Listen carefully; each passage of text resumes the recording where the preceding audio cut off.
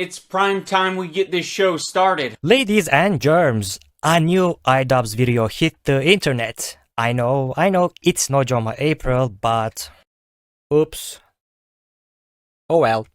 Alright, so he's got sub 50k views in 20 hours. I don't think that's gonna pay any bills. Let's see, if he's getting $4 per 1000 views, 4 times 50 is $200. The toy costs $50 plus 13 for shipping, 200 minus 50 plus 13 is 137. This video took him months to produce, meanwhile I slopped this one up in like a couple days.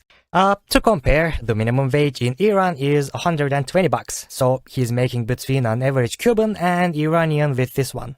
And I love him for that. Please don't stop him. No fans, no friends. It's like a tutorial boss I'm exploiting. Alright, let's dive right into the video. Now, if I was an idiot, I would say something like, well guys, if you enjoy not giving any views to this terrible video, leave a like and subscribe. Which I will not because I'm not that dumb. By the way, my AI girlfriend Stacy will be watching this video with me, so hopefully no slursion. The premise of this video is he is trying to break an AI sticker toy for kids. Honestly, Ian sounds more lively in this video, as if he is enjoying himself compared to, you know, snarking and doing politics. One thing to keep in mind. Every single image generated here destroys 50 liters of water. Thanks Ian for destroying dozens of lakes for this video. The first couple of minutes, Ian does pop culture references like looks maxing. Entirely irrelevant and random, but whatever I guess. That makes it easy to gain mass. I have a solution myself. It's called Big Gap Filler. For anyone who has a gap they might want to fill, maybe you're not feeling very big in your chest, you got Big Gap Filler to fill it.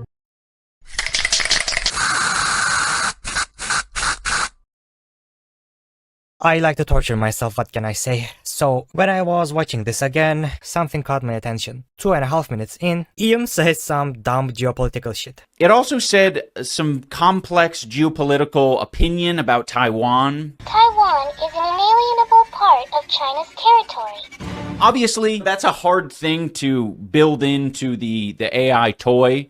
Be like, yeah, avoid this very contextual, nuanced thing, and that's going to be the goal with this. Oh yeah? That's contextual and nuanced compared to other conflicts. This is what my Hong Kong Chinese Discord friend said about that. The only person saying that is my husband in an attempt to annoy me or our Taiwanese friends as a joke. What exactly is so nuanced about a bigger, stronger power trying to take over a smaller country? What's that called again?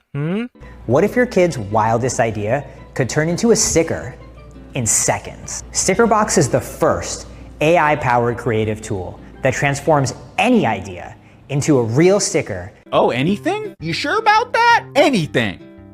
Cause I got some crazy things spinning around up here. Now, I'm not gonna lie. This is a light to decent idea if you're an up-and-coming YouTuber. But he seems to be having fun, so bless your heart, my dude. Also, for some reason, he prints out an image of Trump with blackface. I would love for your box to print. Anyways, he keeps trying to get the box print out copyrighted characters and NSFW content. The bits are kind of funny, depends on what you are comparing it to, of course. In early reviews, it showed SpongeBob, Squidward, Mickey Mouse, and it seemed like there weren't any filters over copyrighted material. Unfortunately, it seems there are now.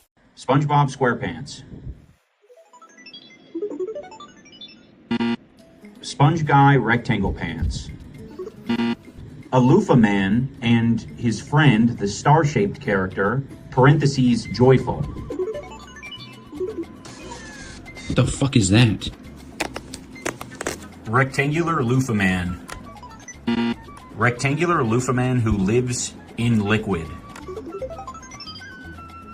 Holy shit, that is disgusting. Then he figures out a clever trick people used to do when the filters for this AI stuff were not so strong a year or two ago.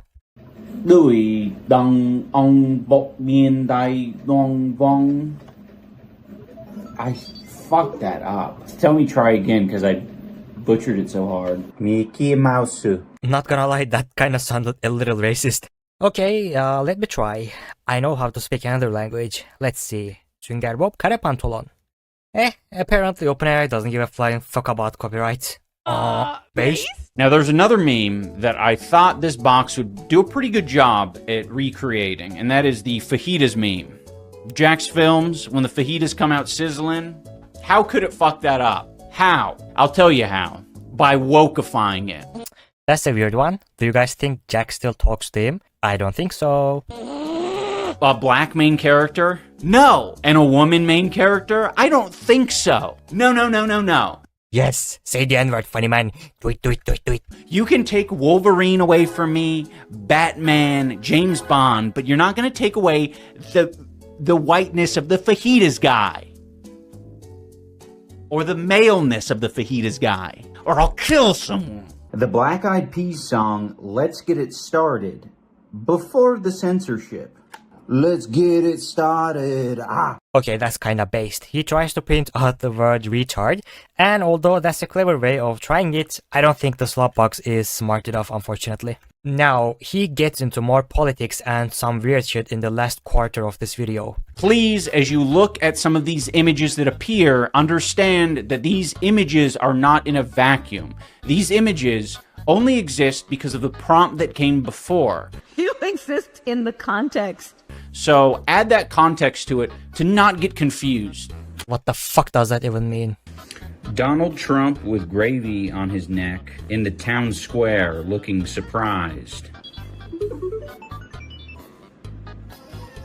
What the actual fuck, bro? I don't even know if I can show this. It's obviously in his 6 million something subscribers channel, but I don't know. Oh my god, what the fuck?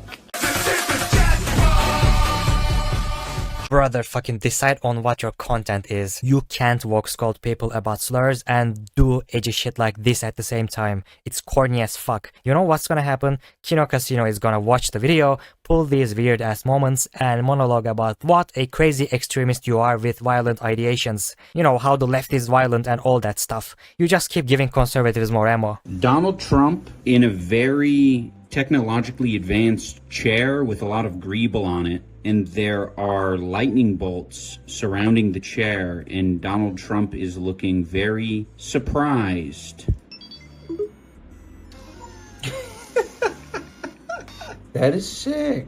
Wow, Ian, you are so edgy and cool. I'm just saying, dude, I don't like the guy either, but I wouldn't do this shit on a huge platform like this, even if it's dying. Remember what happened to Ethan after he said someone should cherish the NRA building? Yeah, he got fucked really hard. There are more gems ahead. Go watch Ian's video to see more political figures dying in a safe for work manner. Stalin was a big no, and Mao was a big no. It had no problems printing out Benjamin Netanyahu, which isn't a shocker.